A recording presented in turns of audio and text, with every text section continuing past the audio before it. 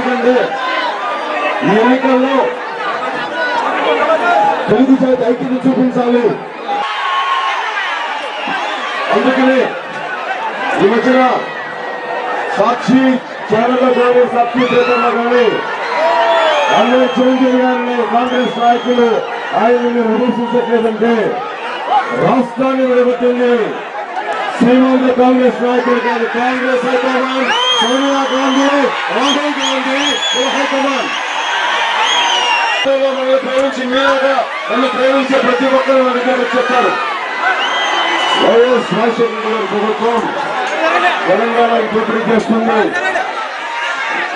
నేను ఒకటే అడుగుతాను వాళ్ళని, వైఎస్ జగన్ గారికి కేసీఆర్ అంటే భయమా లేదంటే భక్త? ఈ రెండింటిలో ఏదో ఒకటి. శ్రీమాంధ్ర ప్రాంత ఆత్మగౌరవాన్ని కాపాడాలని వ్యక్తులు శ్రీమాంధ్ర ప్రాంతానికి ముఖ్యమంత్రి కాలేరు. 2014 ఎన్నికలు చాలా ప్రత్యేకమైనవి, చాలా ప్రత్యేకమైనవి.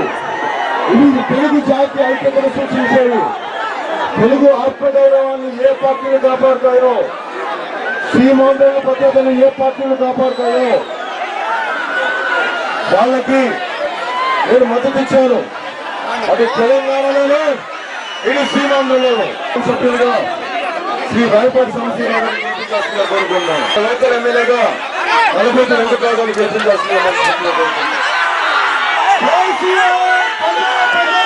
శ్రీమాంధ్ర ప్రాంత ప్రజలు ఆత్మగౌరవాన్ని ప్రకటిస్తుంటే కోరుకోవాలి.